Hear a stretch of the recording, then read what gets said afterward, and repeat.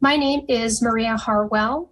My pronouns are she, her. I'm a lifelong Washington State resident. I lived in Kirkland's Juanita neighborhood for 7 years, and I just moved to nearby Woodinville this year. Ultimately, though, these are political locations. They reside on the ancestral lands of the Duwamish, Coast Salish, Stillaguamish, and many more tribes. The Houghton neighborhood is no different. They're no different, except they are given unequal representation in city government. They can draw out negotiations about land development in Kirkland. They can have their own zoning code for housing. They can exempt themselves from Kirkland's 10% affordable housing requirements in most of its commercial, high-density residential, medium-density, and office zones. The unequal balance of power is honestly just so obvious to me that I want to drive home instead the cost of such an unequal balance of power.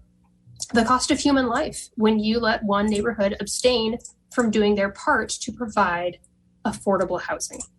According to King County Medical Examiner's Office, the number of homeless individuals who died of unnatural or preventable deaths has increased every year except 2019 since the year 2014. 87 deaths in 2014, increasing every year except for 2019.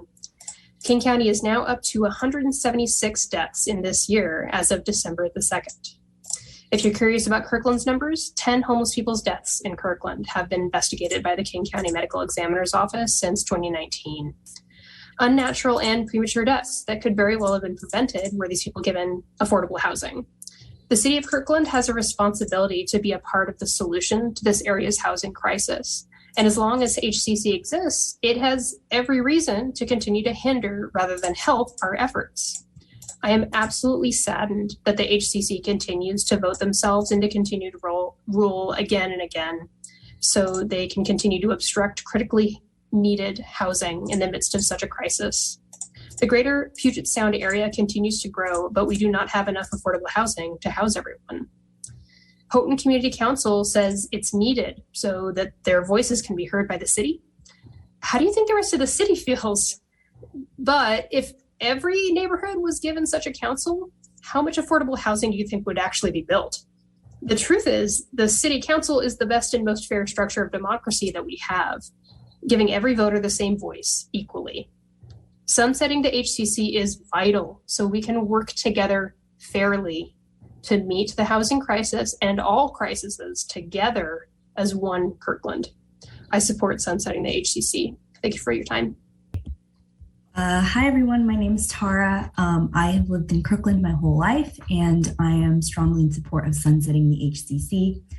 To me, any law that arbitrarily awards some members of the community privileges that not everyone has is immediately worthy of scrutiny. And I understand that not everyone may agree with this, but I do think that the response opposing these calls to dissolve the HCC is somewhat telling. In watching this issue unfold, I've noticed a couple patterns in the arguments of people who support the HCC.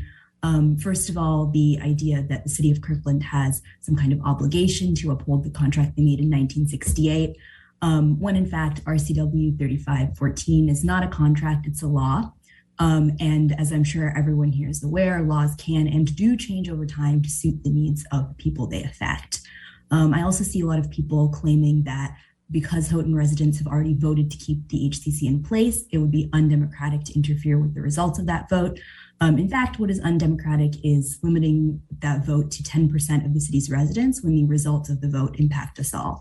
If you were voting on allocating funding for public transit or funding for the library system, you would not expect that vote to be limited to bus drivers or to librarians. So similarly, the fact that 9 out of 10 Kirkland residents have no say whatsoever in this issue is what feels undemocratic to me. As I mentioned, I see these arguments from supporters of the HCC reiterated a lot, but what I have not yet seen is a compelling reason to legally differentiate Houghton from the rest of the city. And in fact, I don't believe that any such reason exists. And thank you for your time. I'm AJ Antrim, and I'm a Houghton resident.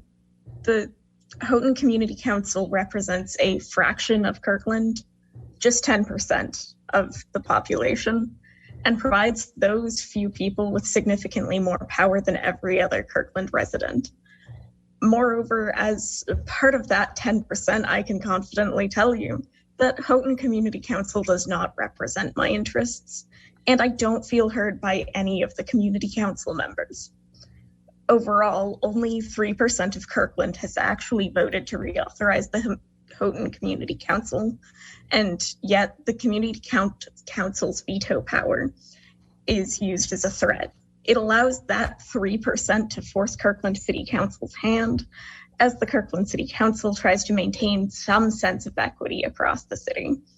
The state legislature granted Houghton Community Council its power, and now it's time for the legislature to sunset the council. When I voted in the city council races, I voted for equity and inclusivity, and keeping this in the legislative agenda is doing just that. Thank you.